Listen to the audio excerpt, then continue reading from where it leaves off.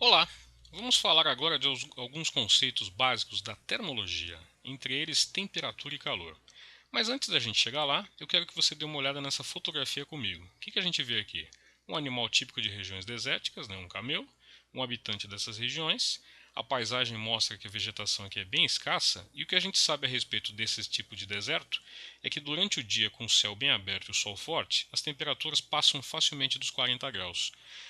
Esse habitante aqui que a gente está vendo na fotografia está usando aqui uma roupa preta por baixo e uma roupa azul por cima. Agora, são roupas escuras. Roupas escuras não costumam aquecer bastante num dia ensolarado? Como é que esse habitante dessa região então se utiliza dessas roupas? Se você der uma olhadinha nesse vídeo aqui do canto, você vai Faina perceber maksas que as veldiga. roupas podem ser até mais Ora, escuras do que essa. Olha só, você está vendo aí uma corrida de camelos no deserto do Sinai, você está vendo um kapsa. integrante dessa corrida. Observe que quando ele se aproxima mais da câmera, dá para ver claramente que a roupa dele é preta. Como explicar isso? Bom, para que a gente possa responder essa pergunta, a gente primeiro precisa passar por esses conceitos iniciais, que são temperatura e calor. Vamos lá? Veja essas duas imagens, por exemplo. Nós temos aqui do lado esquerdo um copo com água, a água é transparente como o copo, e a gente consegue identificar a superfície da água aqui. Mas a gente não percebe mais nada, a gente não consegue ver microscopicamente o que tem aqui e a gente não percebe nenhum tipo de alteração. A água está calma e tranquila. Porém, quando a gente coloca a água numa vasilha sob uma chama, tempos depois ela começa a entrar no processo de fervura.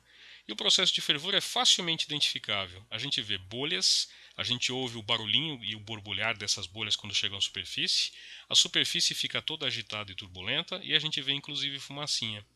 Bom, claramente eu continuo não vendo moléculas de água aqui, mas claramente existe uma movimentação muito intensa nessa água que eu não via na água anterior.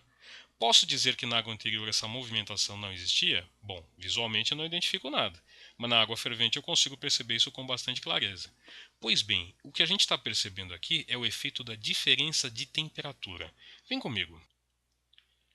Se você pudesse olhar, por exemplo, uma barra de ferro microscopicamente, você veria átomos de ferro organizados numa estrutura mais ou menos arrumadinha dessa maneira. Pois bem, o que caracteriza a temperatura desse material é o fato desses átomos terem uma certa mobilidade, e essa mobilidade normalmente é caracterizada por um movimento que a gente chama de vibratório. Então, esses átomos, embora eles estejam ligados, formando essas prateleiras que a gente está vendo aqui, eles têm uma movimentação. Imagine que entre um átomo e o outro átomo existisse uma molinha imaginária. Então, esses átomos eles ficam balançando, oscilando, presos uns aos outros, mas essa movimentação acontece. O que a gente chama de temperatura é exatamente um número que caracteriza esse estado de agitação. Quanto mais intensa for essa agitação, a gente diz que maior a temperatura. Quanto menos intensa essa agitação, menor a temperatura. Tá? Então a gente pode associar essas duas palavrinhas aqui sem medo de acertar. Temperatura é, ou sem medo de acertar é boa, né? Sem medo de errar. Temperatura é uma medida que está associada à agitação microscópica da matéria. Portanto, quanto maior a temperatura, maior essa agitação. Quanto menor a temperatura, menor essa agitação. Mas como se mede temperatura? Usando o termômetro. E como são esses termômetros? Bom, eles podem ser de vários tipos. De todas as maneiras, eles se utilizam de alguma propriedade de uma substância que varie com a temperatura e, através da análise dessas variações, a gente pode aferir a temperatura de um sistema, de um ambiente ou de um corpo. Por exemplo, desse lado esquerdo aqui você tem um termômetro que funciona por dilatação. Né? Dilatação do quê? De uma lâmina que a gente chama de bimetálica. Esse aqui central, ele funciona através de propriedades de cristais líquidos. Propriedades de cristais líquidos que variam com a temperatura. Esse da direita aqui, que é bem conhecido, é um termômetro que a gente costuma ter em casa, ele também funciona com dilatação. Mas diferente do primeiro, que funciona com a dilatação de um sólido, de uma lâmina bimetálica, esse aqui funciona com a dilatação de um líquido, né, de uma coluna líquida. Você deve até já saber que líquido que é esse aqui, é o mercúrio. Bom, alguns são de mercúrio, realmente, a gente vai falar disso na sequência.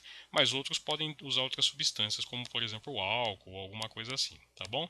Agora, de qualquer maneira, fica aí a informação. Os termômetros eles podem ser de vários tipos, mas todos eles se utilizam de uma substância que tem propriedades que variam com a temperatura, ok?